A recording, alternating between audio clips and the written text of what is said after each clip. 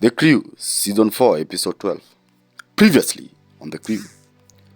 Laden and Lil Wayne, Dwayne Carter, are seen, and Jasmine as Mashangi comes in with the matatu fleet. This is The Crew. Lil Wayne is skating on the skateboard. The AirPods are on his bed. Hello G. What up, Wayne? Laden speaks from his bed. Jasmine is on his chest. I was wondering, how about you hit the baby up and remind him of what we talked about the other day at the gig? No problem, Lil Wayne says and hangs up the call. On the left AirPod, as he cruises on the skateboard along Kuruma Road, Eric is in the Prado TX. Take me to the 𝓂𝓃𝓉 Expo. He instructs. Morris, his driver. Okay, sir, he answers, and rushes out of Eric's home parking lot. Laden is seen putting the iPhone down before he turns around to his wife. Morning sunshine. Unajua hiyo ni nice.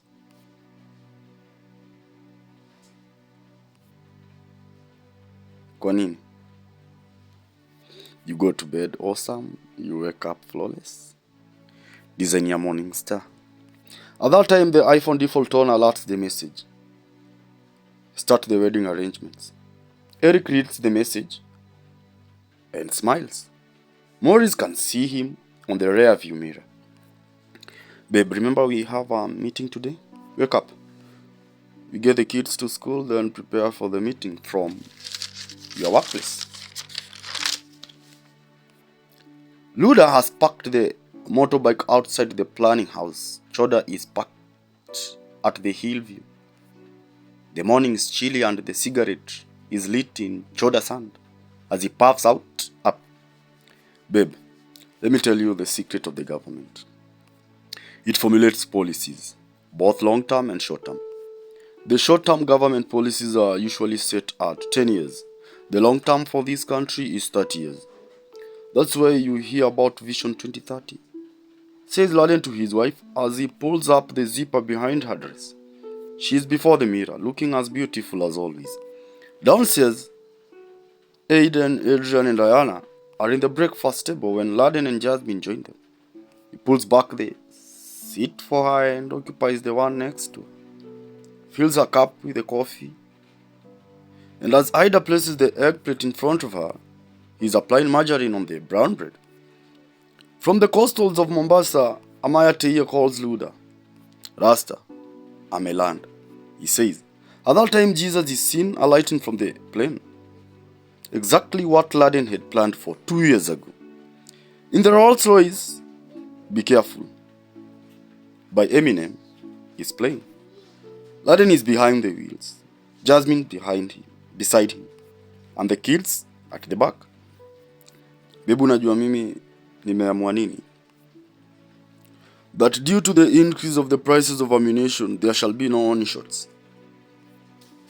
Hii ni ile masaa ya shoot to kill, and trust me, that's a direct order, he says, then keeps quiet at the approach of the roundabout. My God, I'll never betray you. Not for an image. Afadhali shida. Najua, she says. Bari asubuhi soja, he says to the female guard on the left. Nzuri. At the 𝓂𝓃𝓉 Center Expo Conference Hall, all the Nairobi unemployed graduates have gathered and seated on the conference seats. On the back arm of every single seat is a Java gift. Of course, it's a coffee theme. Java love. Hello, is this happiness? Asks Jesus. Mbula looks at the phone again. Of course, she is happiness, but no one uses that name in the 254 except Laden. And him, he knows it by Happy Machozi. Who could he be? Ni nani? She inquires. This is Jesus. I have a message from the beast. I'm on a plane from Coast. Okay then, hit me up when you land, she says and hangs up. She is in her living room. At the 𝓂𝓃 Expo meeting, Yashinsky is on the podium. Good morning, ladies and gentlemen. And the whole conference goes, "Good morning, Nash. Well, it's good you know me by name, and for that, I need not to introduce myself. And by this I mean my true self. And I know you are the future fellow learned friends in this country, at least them that are still around and about. Now talking about the reason we are here." Laden drops the kids at Aga Khan. "Have a lovely day, daughter," says Jasmine as she kisses Princess. Then Ayana. "Good day, ma'am," says Ayana. Aiden and Adrian had walked up ahead. "Hey, daughter," says Jennifer, who had dropped Princess to school. They are inside the school's compound. "Hey, mother. Are you coping up?" She goes quiet for a while. "It's hard, mom. Just feels like nothing is moving. It's like I have been post-pressed in this big bad dream of mine." "Don't say that. I know it could be difficult sometimes, but he will come around. He's my son. I know him. I just hope he realizes just how much I love him. I'm certain he knows." In the vehicle, Laden is on phone with Dennis Mumelo. "Hello, umefika? Ndio naingia ukumbini sasa hivi. Nitakuupdate." Jasmine gets into the vehicle and Laden drives down towards Westlands. "You taking me first to the prenatal and no excuses today?" "As you wish, Your Highness." They are at the Naivas Westland stage and therefore he drives to the GTC Wayaki Way U-turn. "Gertrude's right?" "Yeah, that will do," she replies at Dennis Street. In her home, Celestine Nyaga is in the kitchen hall, fixing a tomato-less scrambled for the husband. "Mark, what do you think about the eternal race?"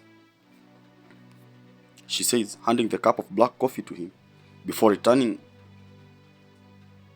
to tend to the unattended eggs on the pan. "What do you mean by eternal race?" He responds with another question. "You know I hate when you answer my questions with other questions. It's because you ask them knowing their answers already. But just so you get satisfied. She'll come up top either way." The Cullinan parks on the front parking bay of the Desmond Tutu Conference Center. He comes out and gets the door for her. "Careful," he says, taking her hand. "To God be glory."